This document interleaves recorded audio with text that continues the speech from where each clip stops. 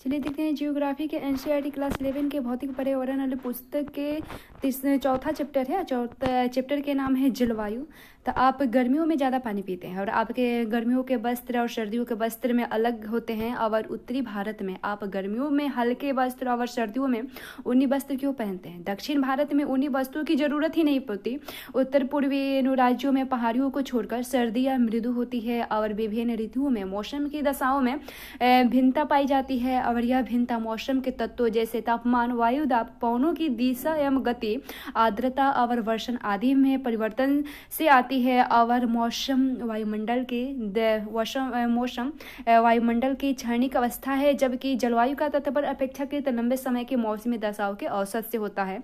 और मौसम जल्दी जल्दी बदलता है, जैसे कि एक दिन में या एक सप्ताह में, परंतु जलवायु में बदलाव 50 अथवा इससे भी अधिक वर्षों में होता है।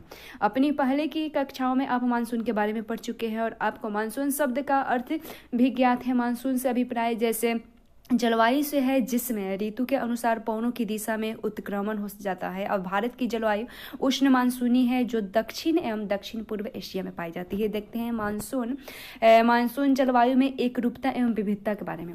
मानसून पवनों की व्यवस्था भारत और दक्षिण पूर्व एशिया के बीच एकता को बल प्रदान करती है। और मानसून जलवायु की व्यापक एकता के इस दृष्टिकोण से किसी को भी जलवायु की प्रादेशिक भिन्नता को भी उपेक्षित नहीं करनी चाहिए। और यही भिन्नता भारत के विभिन्न प्रदेशों के मौसम और जलवायु को एक दूसरे से अलग करती है। उदाहरण के लिए दक्षिण में केरल तथा तमिलनाडु में जलवायु उत्तर में उत्तर प्रदेश तथा बिहार की जलवायु से अलग है। और फिर भी इन सभी राज्यों की जलवायु मानसून उन प्रकार की है। और भारत की जलवायु में अनेक प्रादेशिक भिन्नताएं हैं, जिसने पवनों के प्रतिरूप, तापक्रम और वर्षा ऋतु की लय तथा आर्द्रता एवं शुष्कता की मात्रा में भिन्नता के रूप में देखा जा सकता है। इन प्रादेशिक विविधताओं का जलवायु में उपवर्गों के रूप में वर्णन किया जा सकता है। आइए अब हम तापमान, पवनों तथा वर्षा की इन प्रादेशिक विविधताओं का जरा गौर से अवलोकन करते हैं। गर्मियों में पश्चिमी मरुस्थल में तापक्रम कई बार 55 डिग्री सेल्सियस को स्पर्श कर लेती है। और जबकि सर्दियों में लेह के आसपास तापमान -45 डिग्री सेल्सियस तक गिर जाती है। राजस्थान के चूरू जिले में जून के महीनों के किसी एक दिन का तापमान 50 डिग्री सेल्सियस अथवा इससे अधिक हो जाता है। जबकि उसी दिन अरुणाचल प्रदेश में तवांग जिले में तापमान मुश्किल से 19 डिग्री सेल्सियस तक पहुंचता है। दिसंबर की किसी रात में लद्दाख के द्रास में रात का तापमान -45 डिग्री सेल्सियस गिर जाता है। जबकि उसी रात को थिरुवनंतपुरम अथवा चेन्नई में तापक्रम 20 डिग्री सेल्सियस या 22 डिग्री सेल्सियस रहता है। उपर्युक्त उदाहरण पुष्टि करते हैं कि भारत में एक स्थान से दूसरे स्थान पर तथा एक क्षेत्र से दूसरे क्षेत्र के तापमान में ऋतुवत अंतर पाया जाता है। और इतना ही नहीं, यदि हम किसी एक स्थान के 24 घंटे का तापमान दर्ज करें तो उसमें भी विभिन्नताएं कम प्रभावशाली प्रतीत होती है। उदाहरण के लिए केरल और अंडमान द्वीप समूह में दिन और रात के तापमान में मुश्किल से 7 डिग्री या 8 डिग्री सेल्सियस का अंतर पाया जाता होगा। किंतु थार मरुस्थल में यदि दिन का तापमान 50 डिग्री सेल्सियस हो जाता है तो वहीं रात का तापमान वहाँ के 15 से 20 डिग्री सेल्सियस का बीच हो जाता है। आइए अब हम वर्षण की प्रादेशिक विविधताओं को देखें। हिमालय में वर्षण मुख्यतः हिमपात के रूप में होता है, जबकि देश के अन्य भागों में वर्षण जल की बूंदों के रूप में होता है। इसी प्रकार केवल वर्षण के प्रकारों में भी अंतर नहीं होता, बल्कि वर्षण की मात्रा में भी अंतर होता है। और मेघालय की खासी पहाड़ियाँ में स्थित चेरापूंजी और मानसीराम में औसत वार्षिक तापमान 1080 सेंटीमीटर से ज़्यादा वर्षा होती है। और इसके विपरीत राजस्थान के जैसलमेर में औसत वार्षिक वर्षा शायद ही 9 डिग्री सेल्सियस से अधिक होती है। और मेघालय की गारो पहाड़ियाँ में स्थित तुरा में एक ही दिन में उतनी वर्षा होती है और जितनी जैसलमेर में 10 वर्ष में होती है। उत्तर पश्चिमी हिमालय तथा पश्चिमी मरुस्थल में वार्षिक वर्षा 10 सेंटीमीटर से भी कम होता है। जबकि उत्तर पूर्वी में स्थित मेघालय में वार्षिक वर्षा 400 सेंटीमीटर से ज़्यादा होती है। जुलाई या अगस्त में गंगा के डेल्टा तथा ओडिशा के तटीय भागों में हर तीसरे या पांचवें दिन प्रचंड तूफान मूसलाधार वर्षा करते हैं, जबकि इन्हीं महीनों में मात्र 1000 किलोमीटर दूर दक्षिण में स्थित तमिलनाडु का कोरोमंडल तट शांत एवं शुष्क रहता है। अब देश के अधिकांश भागों में वर्षा जून और सितंबर के बीच होती है, किंतु तमिलनाडु के तटीय प्रदेशों में वर्षा शरद ऋतु अथवा जाड़ों के आरंभ में होती है। और इन सभी भिन्नताओं और विविधताओं के बावजूद भारत की जलवायु अपनी लय और विशिष्टता से मानसूनी है। और उसके बाद भारत की जलवायु को प्रभावित करने वाले कारक के बारे में देखें। भारत की जलवायु को नियंत्रित करने वाले अनेक कारक हैं। अक्षांश देखें तो आप भारत के मुख्य भूमि का अक्षांशीय एवं देशांतरीय विस्तार पहले ही जानते हैं, और आप यह भी जानते हैं कि कर्क रेखा पूर्व पश्चिम दिशा में उत्तर के मध्य भाग से गुजरती है, और इस प्रकार भारत का उत्तरी भाग शीतोष्णकटिबंधीय में और कर्क रेखा के दक्षिण में स्थित भाग उष्णकटिबंधीय में पड़ता है। उष्णकटिबंध भूमध्य रेखा के अधिक निकट होने के कारण सारासार ऊंचे तापमान तथा कम दैनिक और वार्षिक तापांतर का अनुभव करता है। कर्क रेखा से उत्तर में स्थित भाग में भूमध्य रेखा से दूर होने के कारण उच्च दैनिक तथा वार्षिक तापांतर के साथ विषम जलवायु पाई जाती है। उसके बाद हिमालय पर्वत देखें।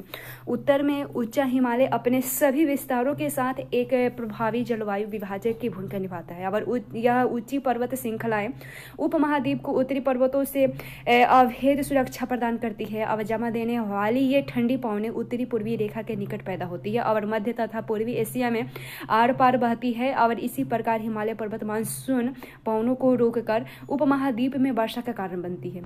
उसके बाद जल और स्थल का वितरण में देखें तो भारत के दक्षिण में 3 ओर हिंद महासागर और उत्तर की ओर ऊंची और अवांछिन्न पर्वत श्रेणी है। और स्थल की अपेक्षा जल देर से गर्म होता है और देर से ठंडा भी होता है। जल और स्थल के इस विभेदी तापन के कारण भारतीय उपमहाद्वीप के विभिन्न ऋतुओं में विभिन्न वायुदाब प्रदेश विकसित होती है और वायुदाब में भिन्नता मानसून पवनों के उत्क्रमण का कारण बनती है। उसके बाद समुद्र तट से दूरी देखें तो लंबी तटीय रेखा के कारण भारत के विस्तृत तटीय प्रदेशों में समकारी जलवायु पाई जाती है। भारत के अंदरूनी भाग समुद्र के समकारी प्रभाव से वंचित रह जाते हैं और ऐसे क्षेत्रों में विषम जलवायु पाई जाती है। यही कारण है कि मुंबई तथा कोंकण तट के निवासी तापमान की विषमता और ऋतु परिवर्तन का अनुभव नहीं कर पाते हैं। और दूसरी ओर समुद्र तट से दूर देश के आंतरिक भागों में स्थित दिल्ली, कानपुर और अमृतसर में मौसमी परिवर्तन पूरे जीवन को प्रभावित करते हैं। समुद्री तल से ऊंचाई में देखें तो ऊंचाई के साथ तापमान घटता है और विरल वायु के कारण परिवर्तनीय प्रदेश मैदानों की तुलना में अधिक ठंडे होते हैं। उदाहरण के लिए आगरा और दार्जिलिंग एक ही अक्षांश पर स्थित है, किंतु जनवरी में आगरा का तापमान 16 डिग्री सेल्सियस जबकि दार्जिलिंग में यह तापमान 4 डिग्री सेल्सियस होता है। उच्चवाच्च के कारण देखें तो भारत का भौतिक स्वरूप अथवा उच्चवाच्च तापमान वायुदाब पवनों की गति एक एवं दिशा तथा ढाल की मात्रा और वितरण को प्रभावित करती है। उदाहरण के लिए जून और जुलाई के बीच पश्चिमी घाट तथा असम के पवनाभिमुखी ढाल अधिक वर्षा प्राप्त करते हैं और जबकि इसी दौरान पश्चिमी घाट के साथ लगा दक्षिणी पठार पवनाभिमुखी स्थिति के कारण कम वर्षा प्राप्त करते हैं। उष्णकटिबंधीय अभिसरण क्षेत्र में देखें एनसीईआरटी के हिसाब से तो विषुववृत्त पर स्थित अतः उष्णकटिबंधीय अभिसरण क्षेत्र एक निम्न वायुदाब वाला क्षेत्र है और इस क्षेत्र में व्यापारिक पवनें मिलती है, अतः इस क्षेत्र में वायु ऊपर उठने लगती है। जुलाई के महीने में ITCZ 20 डिग्री से 25 डिग्री उत्तर अक्षांशों के आसपास गंगा के मैदानों में स्थित होती है और इसे कभी कभी मानसूनी गर्त भी कहते हैं। यह मानसूनी गर्त उत्तर और उत्तर पश्चिम भारत पर तापीय निम्न वायुदाब के विकास को प्रोत्साहित करती है। और उसके बाद ITCZ के उत्तर की ओर खिसकने के कारण दक्षिण गोलार्ध की व्यापारिक पौने 40 डिग्री और 60 डिग्री पूर्वी देशांतर के बीच विषुववृत्त को पार कर जाती है और कोरियोलिस बल के प्रभाव से विषुववृत्त को पार करने वाले इन व्यापारिक पवनों की दिशा दक्षिण पश्चिम से उत्तर पूर्व की ओर हो जाती है। यही दक्षिणी पश्चिमी मानसून है और वर्षित ऋतु में ITCZ दक्षिण की ओर खिसकता जाता है और इसी के अनुसार पवनों की दिशा दक्षिण पश्चिम में बदलकर उत्तर पूर्व की ओर हो जाती है। यही उत्तर पूर्वी मानसून कहलाती है। उसके बाद है अल नीनो और भारतीय मानसून में। तो अल नीनो एक जटिल मौसमी तंत्र है जो हर 5 या 10 साल बाद प्रकट होता रहता है और इस कारण संसार के विभिन्न भागों में सूखा, बाढ़ और मौसम के चरम अवस्थाएं आती है। इस तंत्र में महासागरीय और वायुमंडलीय परिघटनाएं शामिल होती है।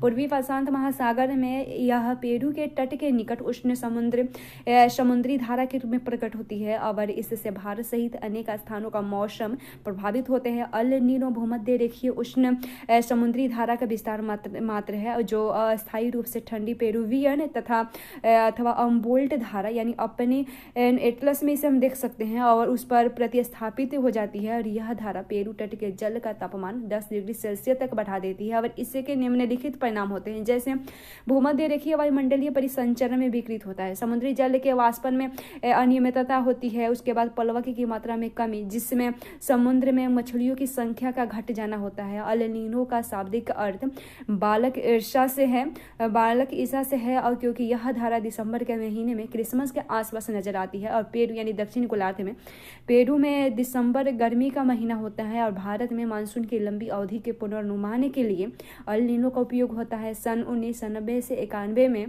अल नीनो का प्रचंड रूप देखने को मिला था और इस कारण देश के अधिकतर भागों में मानसून के आगमन में 5 से 12 दिनों की देरी हो जाती है। उसके बाद देखिए भारतीय मानसून की प्रकृति के बारे में।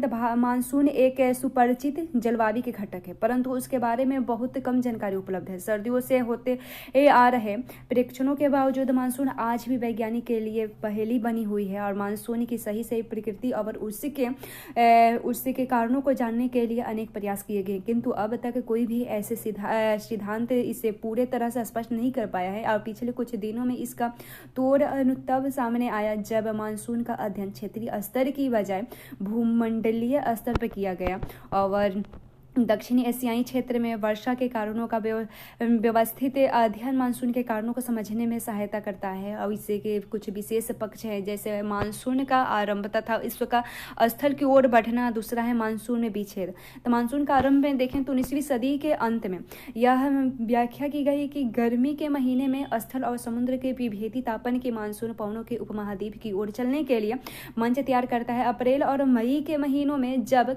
सूर्य कर्क रेखा पर लंबवत चमकता है तो हिंद महासागर के उत्तर में स्थित विशाल भूखंड अत्यधिक गर्म हो जाता है। इसके परिणाम स्वरूप उपमहाद्वीप के उत्तर पश्चिम भाग पर एक गहन न्यून दाब क्षेत्र विकसित हो जाता है क्योंकि भूखंड के दक्षिण में हिंद महासागर अपेक्षा धीरे धीरे गर्म होता है। निम्न वायु दाब केंद्र विषुवत रेखा के उस पार से दक्षिण पूर्व समांगीन पवनों को आकर्षित कर लेती है और इन दशाओं में अंतः उष्णकटिबंधीय अभिसरण क्षेत्र उत्तर की ओर स्थानांतरित हो जाते हैं और इस कारण दक्षिण पश्चिम मानसून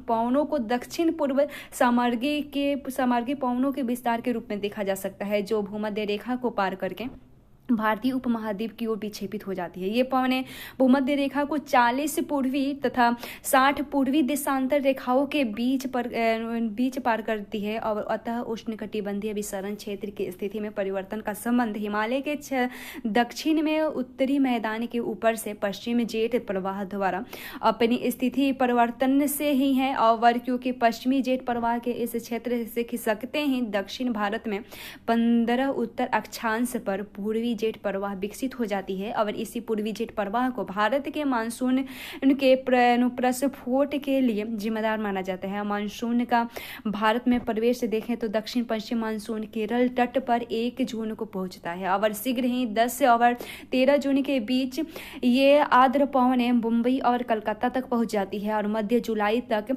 संपूर्ण उपमहाद्वीप में दक्षिण पश्चिम मानसून के प्रवाधीन हो जाता है। और मानसून में भी 6 दिन देखें तो दक्षिण पश्चिम मानसून काल में एक बार कुछ दिनों तक वर्षा होने के बाद यदि 1-2 या कई सप्ताह तक वर्षा न हो तो इसे मानसून विच्छेद कहा जाता है। ये विच्छेद विभिन्न क्षेत्रों में विभिन्न कारणों से होता है जो निम्नलिखित है। पहला है उत्तरी भारत के विशाल मैदान में मानसून का विच्छेद उष्णकटिबंधीय चक्रवात की संख्या कम करने के से और अतः उष्णकटिबंधीय विसरण क्षेत्र की स्थिति में बदलाव आने से होता है। और दूसरा है पश्चिमी तट पर मानसून विच्छेद तब होता है जब वायुदाब आर्द्र पौने तट के समानांतर बहने लगती है। तीसरा कारण है राजस्थान में मानसून विच्छेद तब होता है जब वायुमंडल के निम्न स्तरों पर तापमान की विलोमता वर्षा करने वाली आर्द्र पौने को ऊपर उठने से रोक देती है। उसके बाद मानसून का निवर्तन के बारे में देखें तो मानसून के पीछे हटने या लौट जाने को मानसून का निवर्तन कहा जाता है। दिसंबर के आरंभ से उत्तर पश्चिम भारत में मानसून पीछे हटने लगती है और मध्य अक्टूबर तक यह सितंबर के आरंभ से उत्तर पश्चिम भारत में मानसून पीछे हटने लगती है और तब यह अक्टूबर तक यह दक्षिण भारत को छोड़कर शेष समस्त भारत में निवर्तित हो जाती है और लौटती हुई मानसून पौने बंगाल की खाड़ी से जल वाष्प ग्रहण करके उत्तर पूर्वी मानसून के रूप में तमिलनाडु में वर्षा करती है। उसके बाद ऋतुओं की लय के बारे में देखें। भारत की जलवायु दशाओं को उसके वार्षिक ऋतु चक्र के माध्यम से सर्वश्रेष्ठ ढंग से व्यक्त किया जा सकता है। मौसमी वैज्ञानिक वर्ष को निम्नलिखित 4 ऋतुओं में बांटा है, जैसे शीत ऋतु, ग्रीष्म ऋतु, दक्षिण पश्चिम मानसून की ऋतु और मानसून के निवर्तन की ऋतु। शीत ऋतु में देखें तो इसमें तापमान देखें तो आमतौर पर उत्तरी भारत में शीत ऋतु नवंबर के मध्य से आरंभ होती है और उत्तरी मैदान में जनवरी और फरवरी सर्वाधिक ठंडे महीने होते हैं और इस समय उत्तरी भारत के अधिकांश भागों में औसत दैनिक तापमान 21 डिग्री सेल्सियस कम रहता है उससे भी, और भारात्रि का तापमान काफ़ी कम हो जाता है जो पंजाब और राजस्थान के हिमांक यानी 0 डिग्री सेल्सियस से नीचे चला जाता है। और इस ऋतु में उत्तरी भारत में अधिक ठंडा पड़ती है और मुख्य रूप से 3 कारण है ठंडे पड़ने के। देखते हैं, पहला है पंजाब, हरियाणा और राजस्थान जैसे राज्य समुद्र के समकारी प्रभाव से दूर स्थिति होने के कारण महाद्वीपीय जलवायु का अनुभव करते हैं। दूसरा कारण है निवर्ती हिमालय की श्रेणियों में हिमपात के कारण शीतलहर की स्थिति उत्पन्न हो जाते हैं। और लास्ट है फरवरी के आसपास कैस्पियन सागर और तुर्कमेनिस्तान की ठंडी पौने उत्तर भारत में शीतलहर ला देती है और ऐसे अवसरों पर देश के उत्तर पश्चिम भागों में पाला और कोहरा भी होते हैं।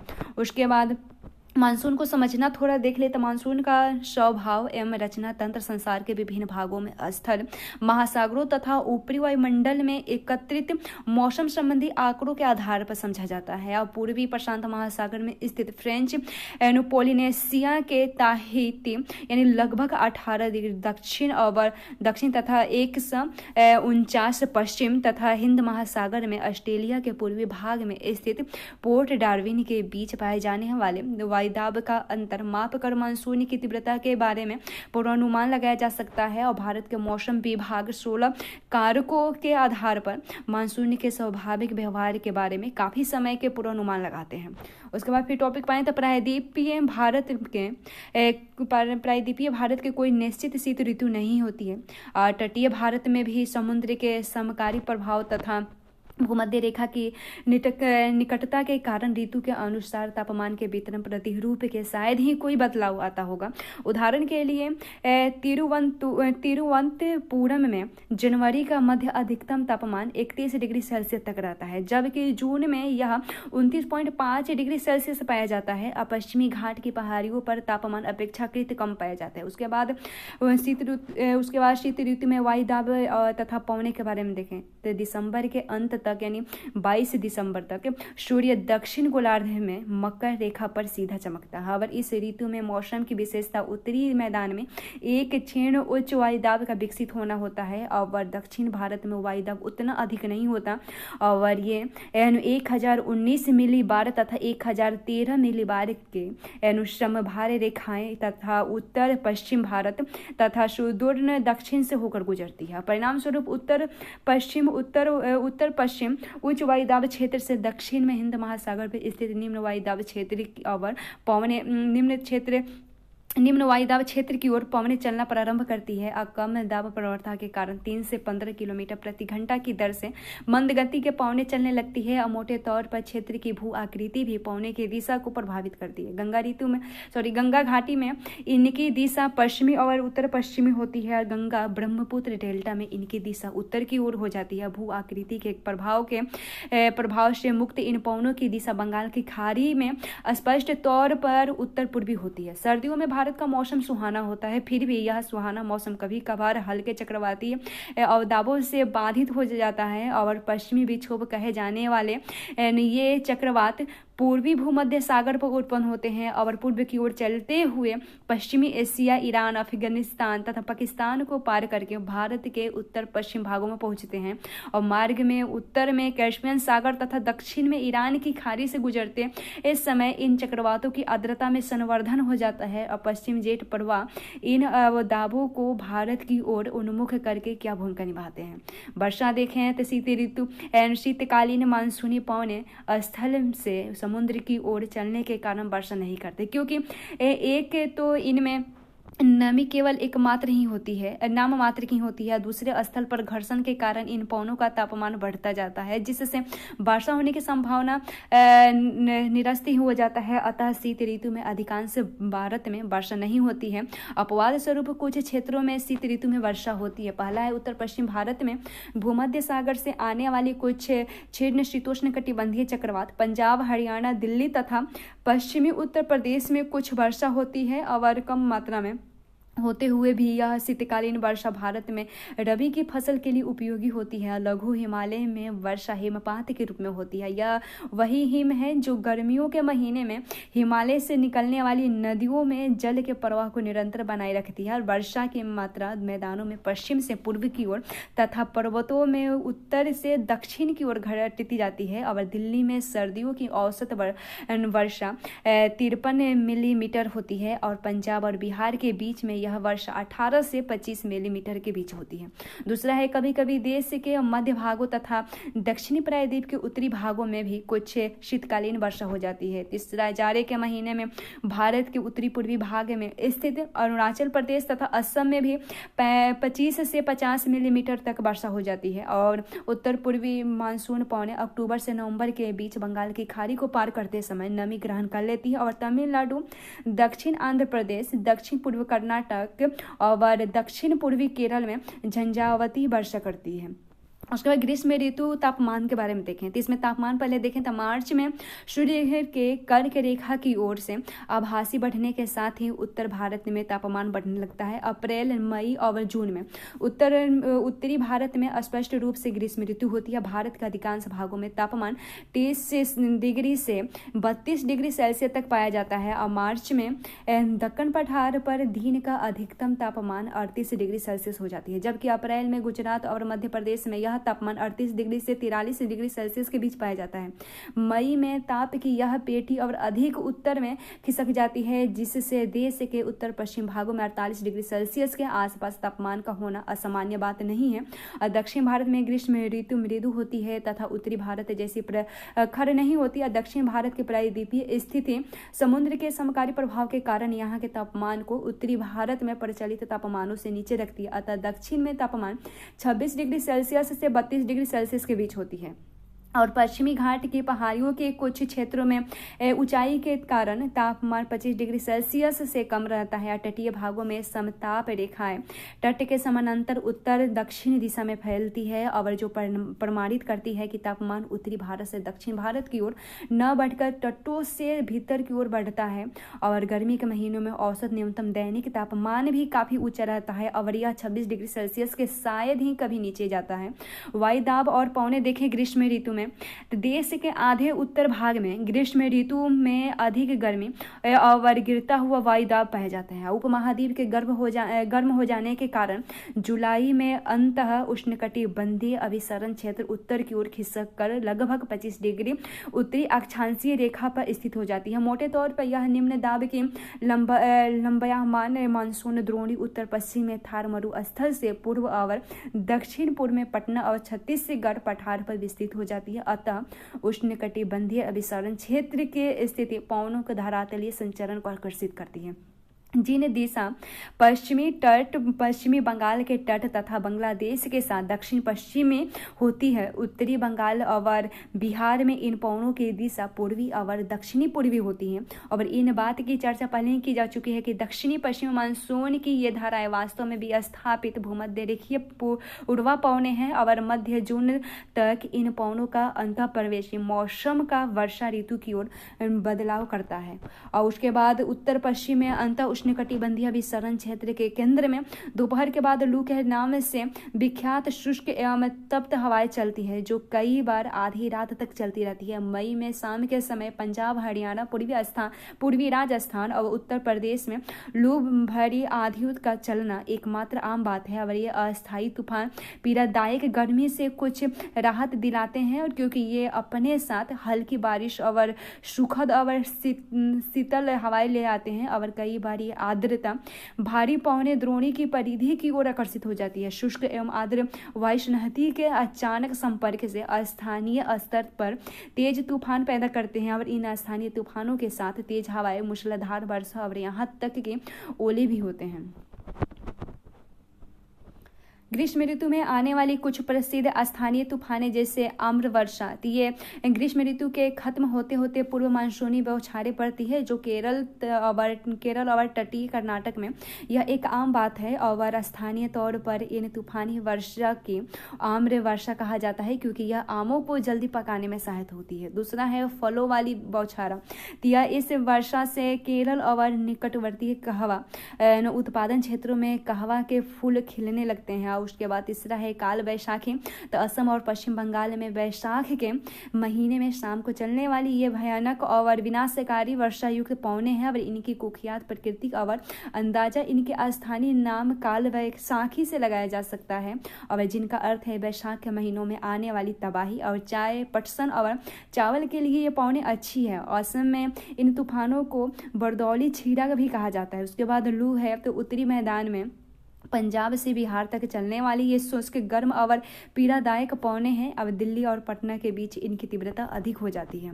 उसके बाद दक्षिण पश्चिम मानसून की ऋतु देखें, यानी वर्षा ऋतु, तो मई के महीने में उत्तर पश्चिमी मैदानों में तापमान के तेजी से बढ़ने के कारण निम्न वायुदाब की दशाएं और अधिक गहरी हो जाती है।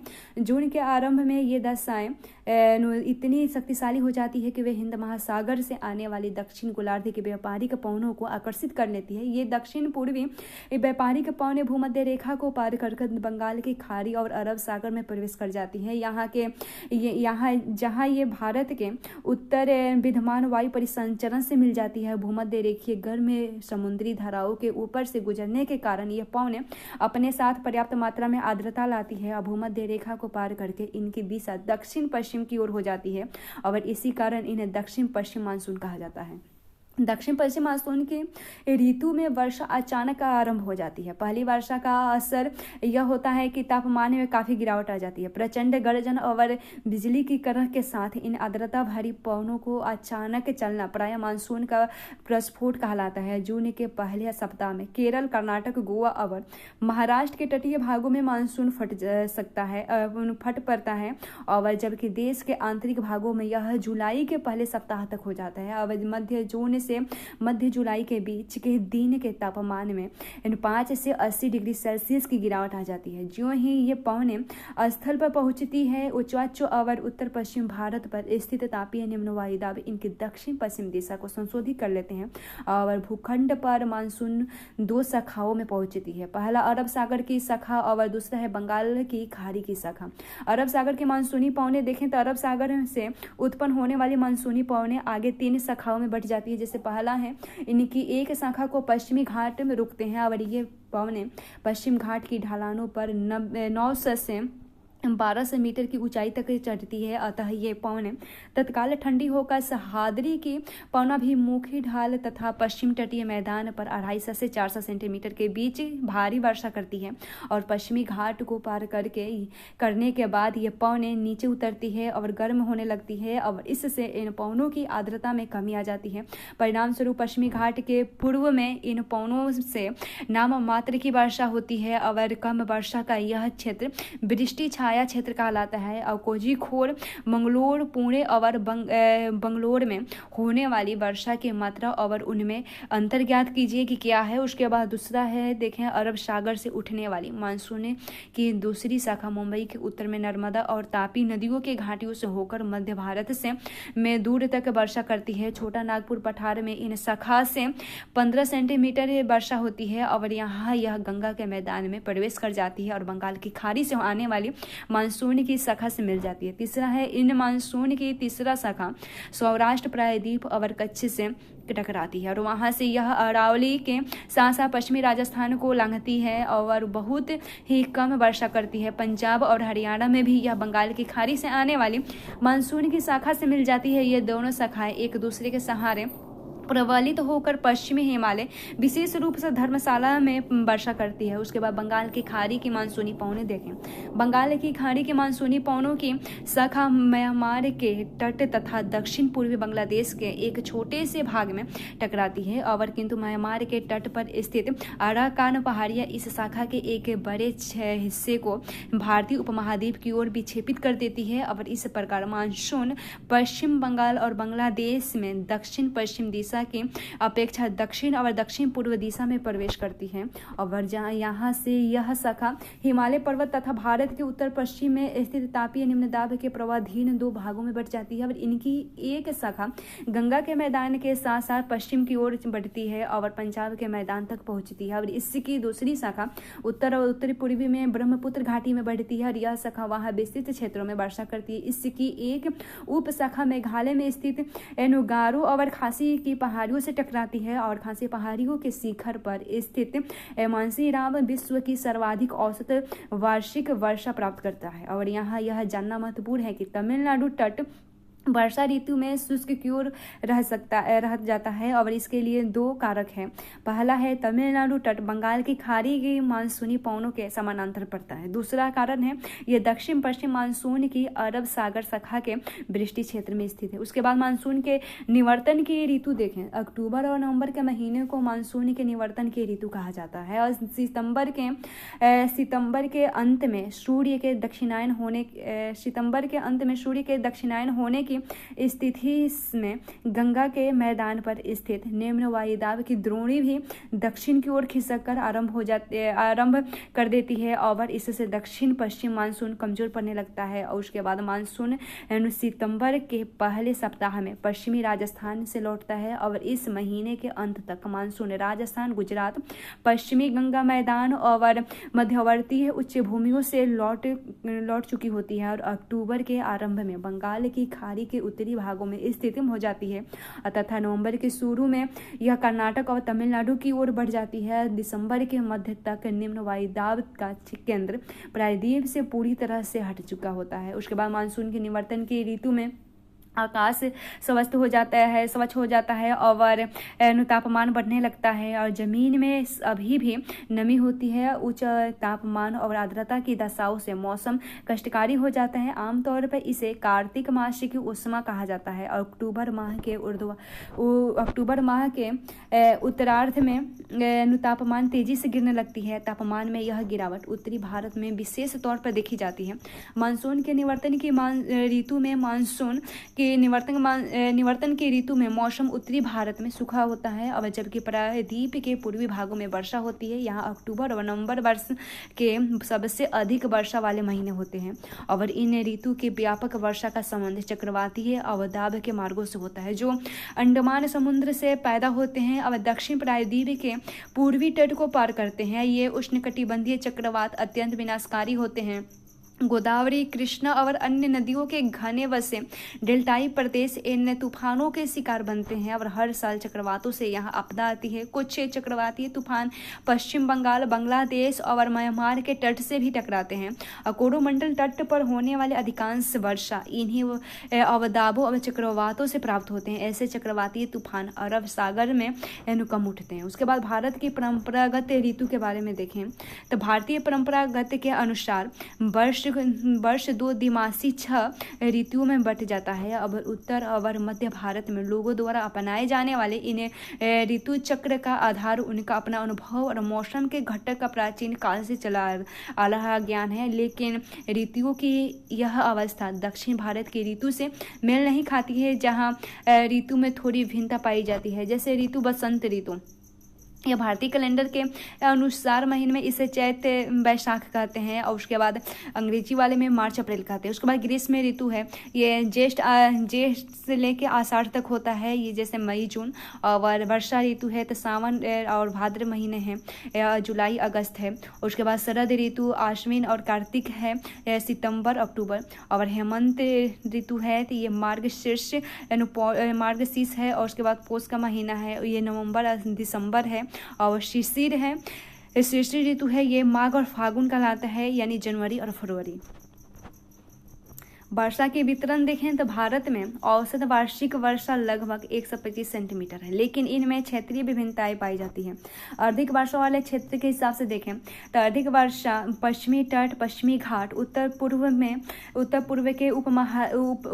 के उप हिमालय क्षेत्र तथा मेघालय की पहाड़ियों पर होती है। अब यहाँ वर्षा 200 सेंटीमीटर से अधिक होती है। खासी और जयंतिया पहाड़ियों के कुछ भागों में वर्षा 100 सेंटीमीटर से भी अधिक होती है। ब्रह्मपुत्र घाटी तथा निकटवर्तीय पहाड़ियों पर वर्षा 200 सेंटीमीटर से भी कम होती है। उसके बाद मध्य वर्षा के क्षेत्र में देखें तो गुजरात के दक्षिण भाग, पूर्वी तमिलनाडु, ओडिशा सहित उत्तर पूर्वी प्रायद्वीप, झारखंड, बिहार, पूर्वी मध्य प्रदेश, उप हिमालय के साथ संलग्न गंगा का उत्तरी मैदान, कछार घाटी और मणिपुर में वर्षा 100 से 200 सेंटीमीटर के बीच होती है। उसके बाद न्यून वर्षा के क्षेत्र में तो पश्चिमी उत्तर प्रदेश, दिल्ली, हरियाणा, पंजाब, जम्मू और कश्मीर, पूर्वी राजस्थान, गुजरात तथा दक्कन के पठार पर वर्षा 50 से 100 सेंटीमीटर के बीच होती है। उसके बाद अपर्याप्त वर्षा वाले क्षेत्र तो प्रायद्वीप के कुछ भागों, विशेष रूप से आंध्र प्रदेश, कर्नाटक और महाराष्ट्र में, लद्दाख और पश्चिमी राजस्थान के अधिक भागों में 50 सेंटीमीटर से कम वर्षा होती है। और हिमपात हिमालयी क्षेत्रों तक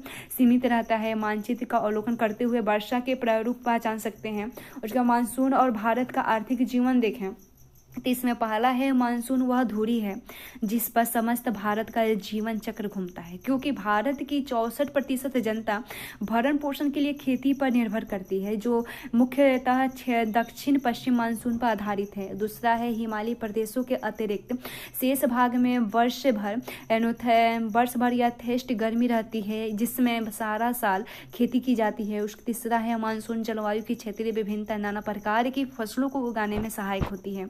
चौथा है वर्षा की परिवर्तनीयता देश के कुछ भागों में सूखा अथवा बाढ़ का कारण बनती है। पांचवा है भारत में कृषि की समृद्धि वर्षा के सही समय पर आने तथा उसके पर्याप्त वितरित होने पर निर्भर करती है। यदि वर्षा नहीं होती है तो कृषि पर इसका बुरा प्रभाव पड़ता है, विशेष रूप से उन क्षेत्रों में जहां सिंचाई के साधन विकसित नहीं होते हैं। छठा है मानसून का अचानक प्रस्फोट देश के व्यापक क्षेत्रों में मृदा अपरदन की समस्या उत्पन्न कर देती है। सातवां है उत्तर भारत में शीतोष्ण कटिबंधीय चक्रवातों द्वारा होने वाली शीतकालीन वर्षा रबी की फसलों के लिए अत्यंत लाभकारी सिद्ध होती है। और आठवां है भारत की जलवायु की क्षेत्रीय भिन्नता भोजन, वस्त्र और आवासों की विविधता में उजागर होती है। उसके बाद भूमंडलीय तापन के बारे में देखें। आप जानते हैं कि परिवर्तन प्रकृति का नियम है और भूतकाल में जलवायु में भी भूमंडलीय एवं स्थानीय स्तर पर परिवर्तन हुए हैं।